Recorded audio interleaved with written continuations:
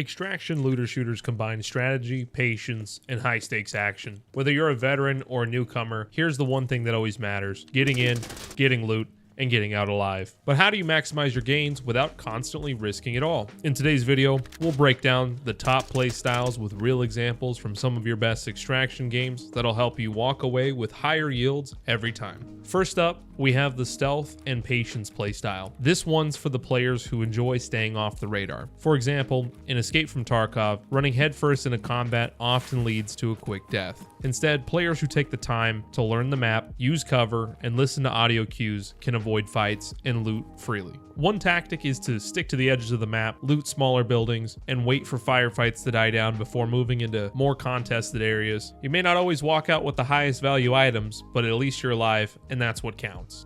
Now, if sneaking around isn't your playstyle, let's talk about aggressive PvP.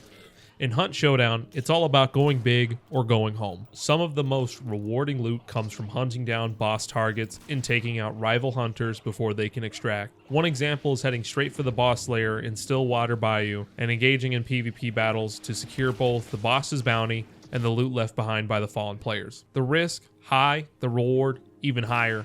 But remember, the key to this playstyle is knowing when to disengage. Getting too greedy and you might end up losing everything you fought for. For those of you who enjoy teamwork, the team-based coordination strategy is your best bet.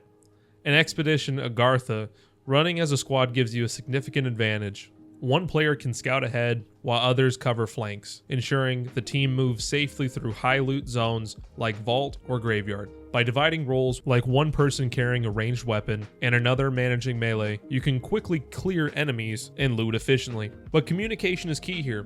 Decide on extraction routes ahead of time and make sure everyone is on the same page. And even if you don't find the rarest loot every time, surviving to loot another day is just a win within itself. No matter which playstyle you choose, one thing remains the same in every extraction looter shooter: extraction is everything. It doesn't matter if you've killed 10 players or looted a backpack full of rare items. If you don't make it to the extraction point, it's almost all for nothing. Games like Marauders drive this home with their intense dogfights and ambushes at extraction points. Always have an escape plan ready and be prepared to make split-second decisions to secure your haul. Whether you prefer sneaking through the shadows, charging into battle, or coordinating with the team, success comes down to one simple thing: knowing when to fight and when to extract.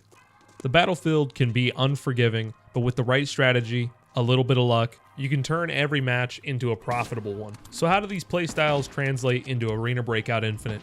Let's break it down using real examples from the game's current maps. For players who prefer the stealth and patience approach, Arena Breakout Infinite offers the perfect opportunity on maps like Valley. This map is huge, and with the right knowledge, you can stick to the less populated areas like Radar Station or Frontier Provisions. You can ease your progression into the map by avoiding heavily trafficked areas like Beach Villa, Valley Village, and Small Factory. You can instead loot the edges, gather the resources from the smaller buildings, and wait for the chaos to die down.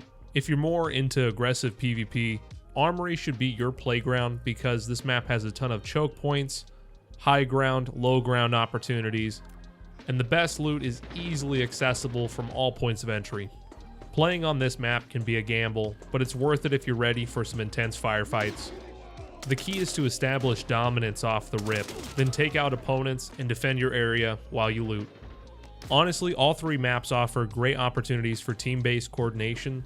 I do recommend Farm because it provides a mix of open fields, faster access to free safes, and because it also has an easy-to-understand map layout. I highly recommend you incorporate the loot and scoot strategy into all your maps for quick grabs. Ideally, you'll want to go into every map knowing a rough estimate of where the good loot is, a rough estimate where the consistent loot is, and then I want you to ponder the choices that you have. You could go to Motel, where you know it's going to be a fight and there's probably going to be good loot there, or you can progress through the whole map of Farm without ever really hitting those high ran areas. And this playstyle is perfect for players who like to play it safe, but still want to build up the resources over time. After all, I feel like it's more of a hybrid approach anyway. Now that you've got your playstyles to choose from, it's time to put it to the test. Whether you're sneaking around, fighting your way to the top, or coordinating with a squad, Arena Breakout Infinite has a spot for every type of player. So what's your strategy going to be? The loot is out there. Go get it.